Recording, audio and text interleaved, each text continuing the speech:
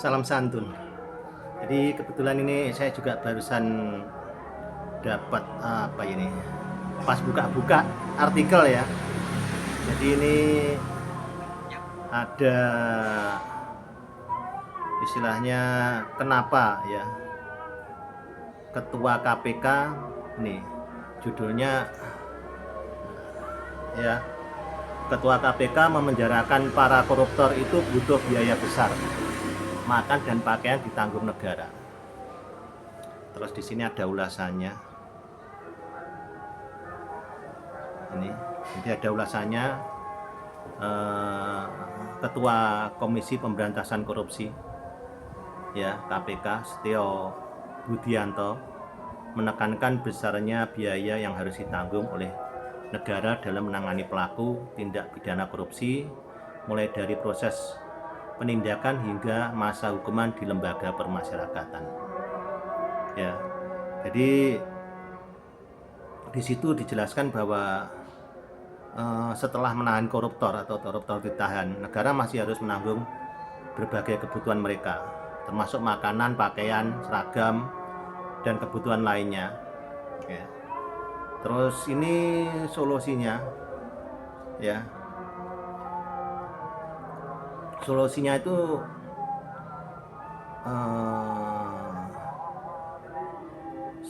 adalah melalui pendidikan anti korupsi yang akan diberikan pada siswa mulai dari jenjang pendidikan anak usia dini ya, PAUD, hingga sekolah menengah atas.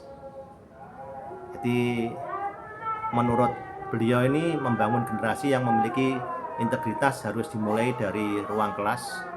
Pendidikan anti korupsi diharapkan dapat menanamkan nilai kejujuran sejak dini, sehingga pemberantasan korupsi tidak hanya bergantung pada penangkapan dan penghukuman setelah kejahatan terjadi. Jadi di sini saya ambil simpelnya aja ya. Seharusnya terpidana korupsi atau koruptor itu jangan ditaruh barak yang berlebihan. Ya, dalam arti dia itu maling gitu loh, pencuri, perampok. Jadi jadikan satu aja sama mereka-mereka yang memang apa namanya juga sebagai pelaku pencurian atau perampokan.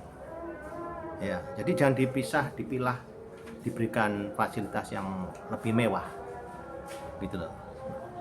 Karena ya itu tadi, kalau diberikan sebuah apa namanya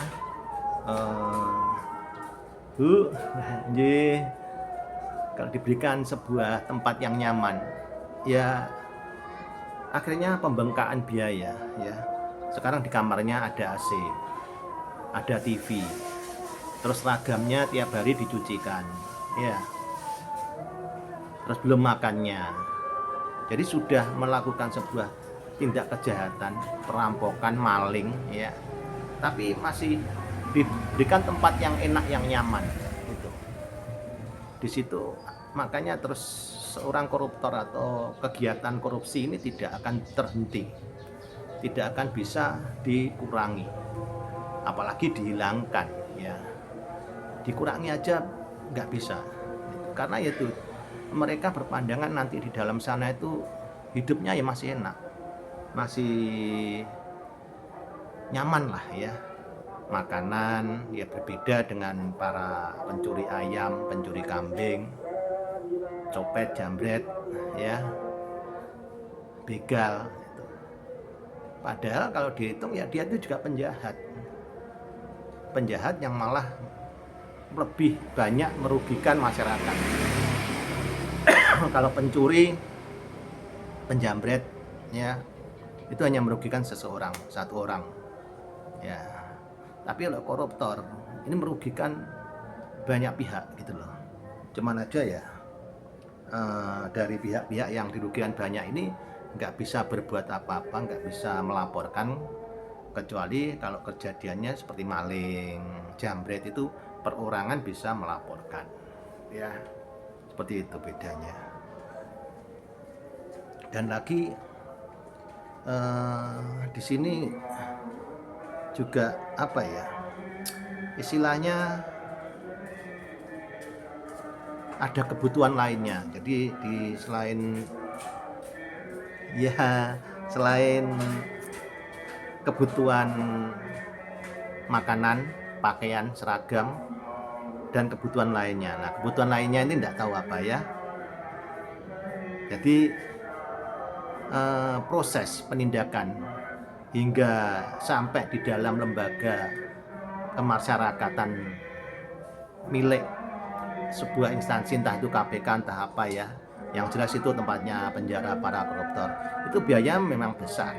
Karena ya itu tadi, satu sel satu orang, dalam sel itu ada TV, ada kulkas, makannya pun juga terjamin ya, nggak seperti pencuri-pencuri itu. Terus yang aneh lagi solusinya ya, jadi solusinya itu paling aneh. Jadi mau mengadakan pendidikan apa istilahnya, pendidikan anti korupsi ya, pendidikan anti korupsi loh, dalam agama ya, dalam agama itu sudah diajarkan ya, mencuri itu berdosa. Nah, korupsi itu termasuk mencuri enggak? Atau garong? Jadi dalam agama itu pun sudah diajarkan bahwa korupsi ini berdosa ya. Tetapi karena mereka hanya beragama, nggak beriman, jadi ya seakan-akan terabaikan. Apalagi sumpahnya hanya menirukan ya, demi nama Allah. Terus dia menirukan demi nama Allah, saya bersumpah, tanpa terasa atau merasuk di dalam kalbu, di dalam hatinya. Jadi begitu dia selesai menirukan ya, bukan membaca. Kalau membaca mungkin masih bisa diingat dan bisa terasa. Tapi kalau orangnya mokong ya nggak tahu lagi ya, sekedar baca, pokoknya baca supaya cepat dapat jabatan, nggak tahu lagi. Tapi kalau hanya menirukan itu adalah lisan ya di situ. Jadi meskipun ada sebuah pelajaran anti korupsi, itu tidak akan menyelesaikan sebuah masalah korupsi. Apalagi semuanya berangkat dari uang ya. Mulai dari kepala desa ya, nanti naik ke tingkat camat, wali kota, bupati, anggota DPR ya, sampai presiden dulu semua pakai uang. Apa mungkin sebuah pelajaran anti korupsi ini bermanfaat? Kita pikir nalar lah ya. Kita misalkan berangkat nyalek habis 2M ya, terus gaji anggota legislatif itu nggak salah sekitar 25-an ya, perkiraan aja ya, itu dipotong sama partai, dipotong pajak ya paling enggak satu bulannya tinggal sisa antara 15 juta. Nanti kalau keluar ketemu kolega, ketemu teman ya, terus apa mungkin dia memejamkan mata? Kan nggak mungkin di warung ketemu ngebosi ya. Masa apa kalau nggak ngebosi ya juga diolok-olok sama teman-temannya. Termasuk saya ini pernah punya teman kepala ketua DPR ya, ketua DPR yang di kota itu di kota itu ketua DPD ya, DPD apa itu ya. Jadi masa saya juga nggak begitu paham pemerintahan, yang jelas dia ketua ya. Itu juga gitu, kalau pas ketemu teman-temannya ya sampai dimaki-maki. Misalkan teman-teman kumpul terus dia nggak datang, telepon, kalau nggak bisa datang kirim uangannya aja buat beli kopi ini gitu. Itu pernah saya alami dan beliaunya sudah meninggal dunia ya.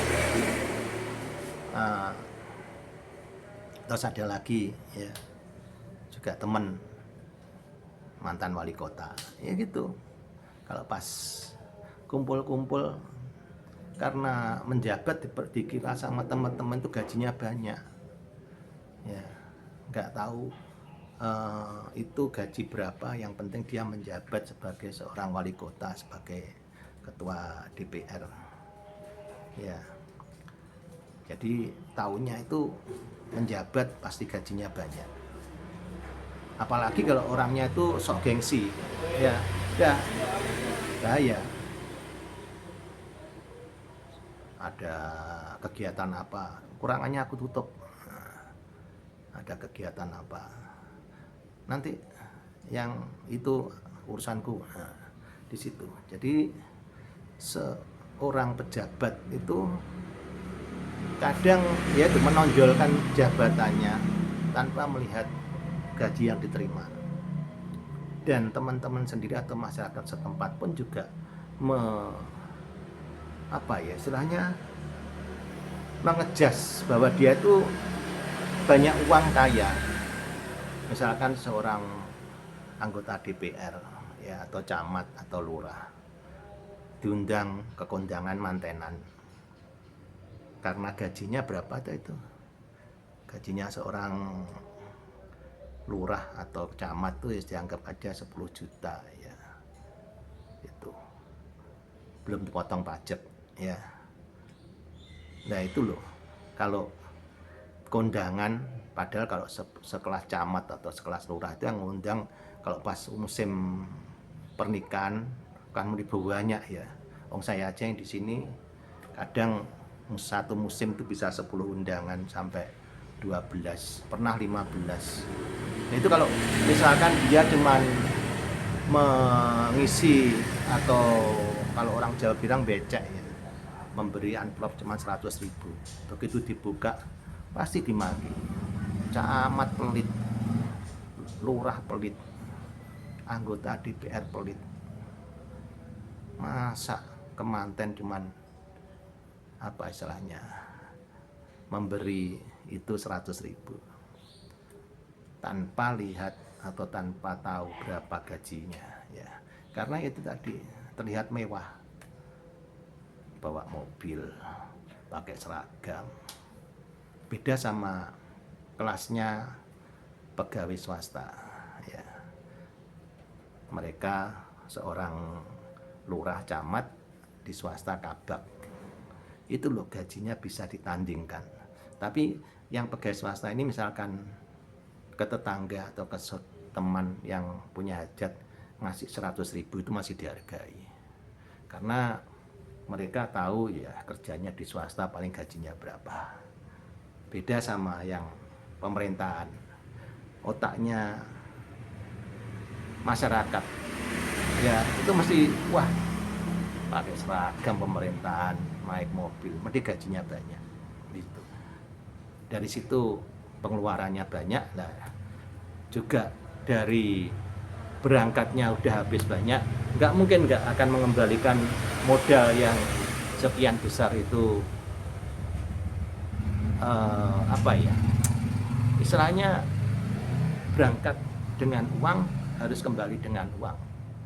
Jadi kalau misalkan ya tadi anggota DPR ya kelasnya kota lah, habis 2M, nggak cari kembalian, nggak mungkin. Jadi kalau ini ada sebuah wacana pembelajaran anti korupsi ya nggak mungkin terjadi, nggak mungkin sukses, karena dalam agama sudah diajarkan, agama itu loh sudah mengajarkan, itu aja nggak sukses apalagi di sekolahan. Apa kurang pendidikan moral Pancasila ya, apa kurang disumpah demi nama Allah ya kan, ya karena mental. Jadi sebuah mental, kalau pengen sukses ya sebuah kinerja itu harus selaras dengan pembukuan keuangan, seperti di bank-bank swasta, di perusahaan swasta, nggak ada serupiah pun terkorupsi. Karena ya begitu kerja kamu ada uang, ada bukti gitu loh. Nggak seperti di pemerintahan ya. yang kacau balau keuangannya sehingga nggak terkontrol. Seperti itu. Jadi sekali lagi coba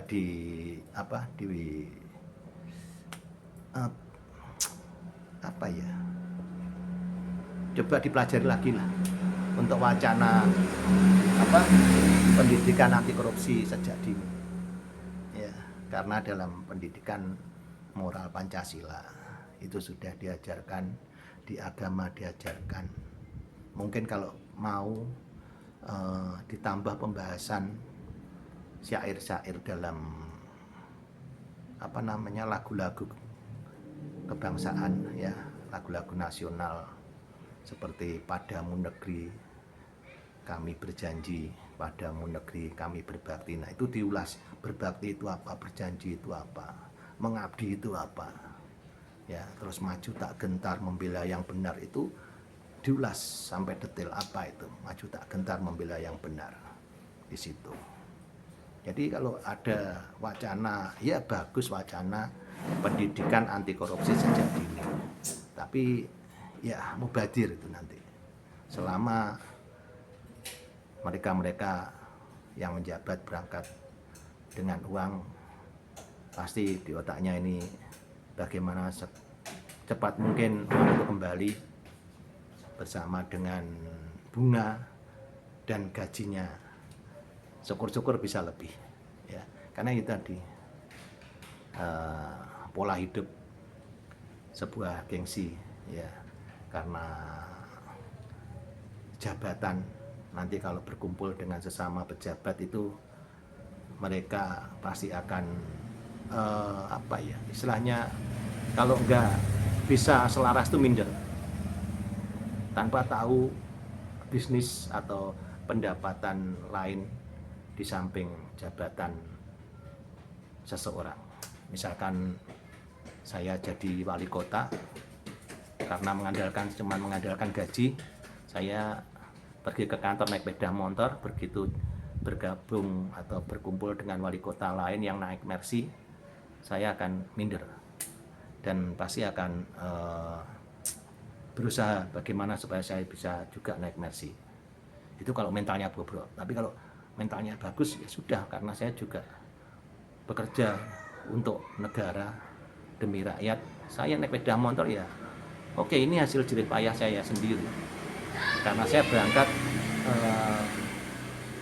memang benar-benar ingin mengabdi, ya, ingin buruh, ya, itu di situ. Jadi padamu negeri kami berjanji, padamu negeri kami berbakti, padamu negeri kami mengabdi, jiwa raga kami.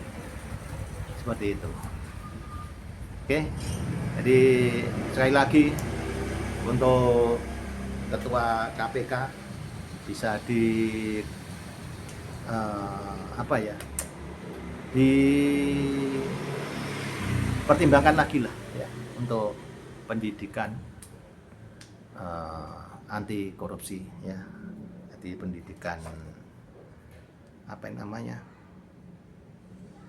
pendidikan anti korupsi, ya, yang akan dicoba dimasukkan ke sekolah dasar hingga SMA. Lebih baik itu tadi, memperdalam iman, memperdalam pelajaran kebangsaan, ya, pendidikan moral Pancasila dengan membahas syair-syair lagu dan mencoba untuk menghilangkan politik uang dalam sebuah perhelatan pemilu, baik pilkadanya dan pilpresnya. Terima kasih telah nonton video. Salam santun, salam sehat berlucos.